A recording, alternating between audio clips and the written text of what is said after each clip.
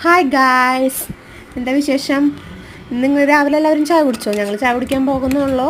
അപ്പോൾ ഞങ്ങൾ ദോശ ഉണ്ടാക്കാനാണ് പ്ലാൻ ചെയ്തിരിക്കുന്നത്. മസാല ദോശ ഉണ്ടാക്കാമെന്നാണ് വിചാരിച്ചിരിക്കുന്നത്. അപ്പോൾ അതിനുള്ള കറി ആദ്യം നമ്മൾ റെഡിയാക്കി വെച്ചു. ഇനി മസാല ദോശ ഉണ്ടാക്കണം.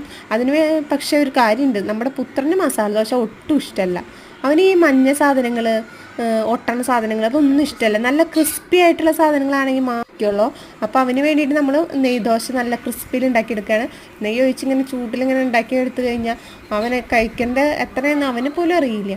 വീണ്ടും വീണ്ടും ഇങ്ങനെ ചോദിച്ചുകൊണ്ടിരിക്കും. അത്ര ഇഷ്ടം. നിങ്ങളുടെ കുട്ടികൾക്ക് ഇങ്ങനെ ഉണ്ടാക്കി കൊടുത്താൽ, നല്ല ചൂടോടക്കം ഉണ്ടാക്കി കൊടുത്താൽ കഴിച്ചുകൊണ്ടേ ഇരിക്കും കേട്ടോ.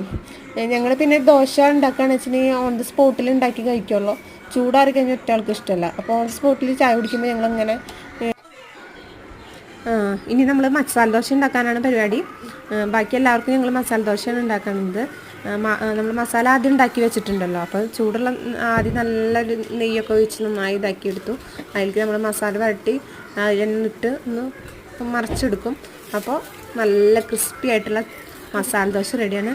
മണം കിട്ടിയിട്ട് ആച്ചൊന്നും സഹിക്കാൻ പറ്റുന്നില്ല എന്ന് പറഞ്ഞാൽ ഈ നെയ്യിൻ്റെ കൂടി മണാകുമ്പോഴുണ്ടല്ലോ നല്ല സ്വാദും നല്ല സ്മെല്ലും ആയിരിക്കും.